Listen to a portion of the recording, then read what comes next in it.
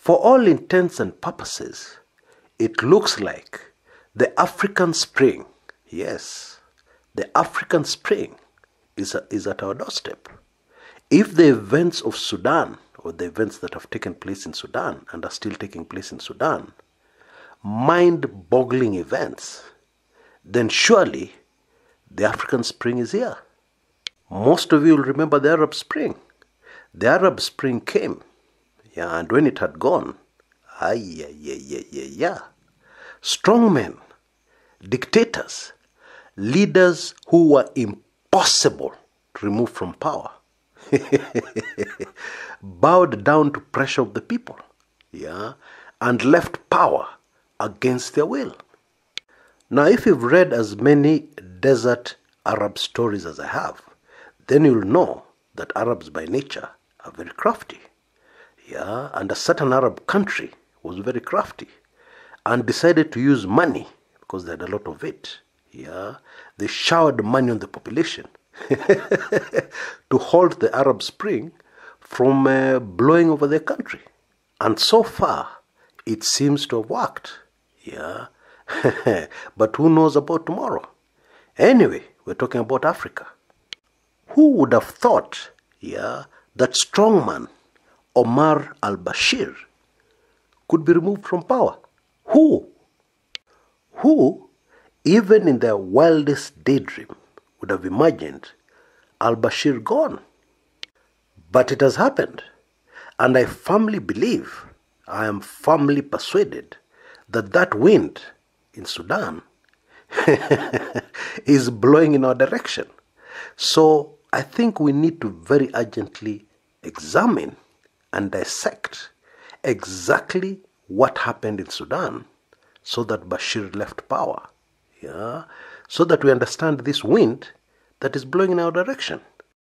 Welcome back. Now, this has to remain one of the biggest mysteries about Bashir. How can a man not have sired a single child? Such a powerful man who has been in power in Sudan since 1989. Okay, he has 2 wives, and he married the second wife to set an example. He married the widow of one of his fallen soldiers, one of his fallen generals, in the war against the South, South Sudan, which was recently declared independent, which seceded from Sudan in September 2011.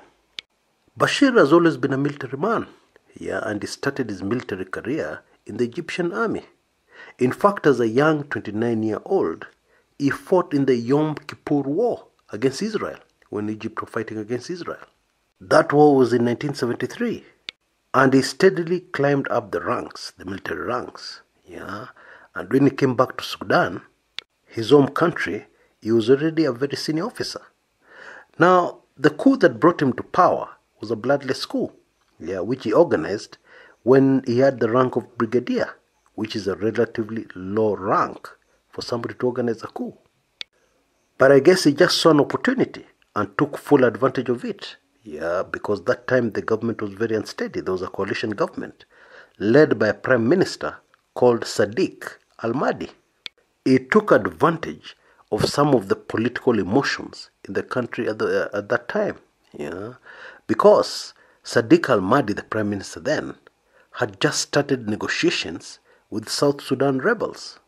There are obviously quite a number of very powerful people within Sudan who were very much against such negotiations. And therefore, together with a small group of officers, he grabbed power and started out as chairman of the military council that took over power and started ruling Sudan. And shortly after that, he dissolved the military council and took over the helms of power, passing and making decisions without having to consult with his colleagues. Now, those who came into contact with him and knew him very well said that he was a military man through and through. He had no ideas of how to rule Sudan and bring prosperity to the country. And so under Bashir, the Sudanese economy has always struggled. This is despite the country being an oil-producing country. And the situation got much worse, after September 2011, when South Sudan seceded. Yeah, because what happened is that the country lost 75% of its oil revenue. Most of the oil produced by Sudan has always come from the southern Sudan. Still, this is a rich country with vast resources, yeah, which if they had been organized properly, then Sudanese have no reason to have any problems.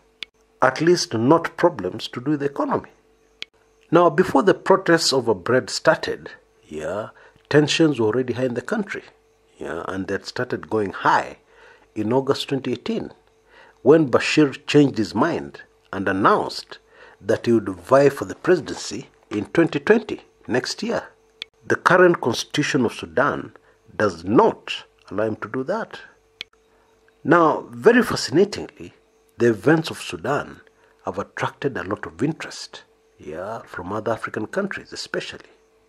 More so, those ruled by reckless dictators, yeah, who do not care about the people and whose economies are undergoing strain at the moment. And many of these dictators are no doubt shaking violently in their boots right now, yeah, because it should be very clear that the events in Sudan will be a huge inspiration to other African countries. It has shown everybody very clearly that you don't need guns to instigate a revolution, and a successful one at that. All you need is for the people of the country to be united together in one accord, yeah, and with one mission to make their country a better country. There is also no doubt, absolutely no doubt, that the internet, yeah, that World Wide Web that has scared so many dictatorial governments has played a huge role in the Sudan revolution. The internet gives you real-time communication with those outside the country, living all over the world. Yeah, you're able to see how other people in other parts of the world are living. Yeah, and you're able to admire, yeah, governments that are well run for the benefit of the people. Messages for revolution are also passed very quickly. In other words, the vast African continent has never been such a small village. And therefore, I can't help but get that feeling that another African strongman is following al Bashir into exile very, very soon. Until next time, this is Chris Kumekucha.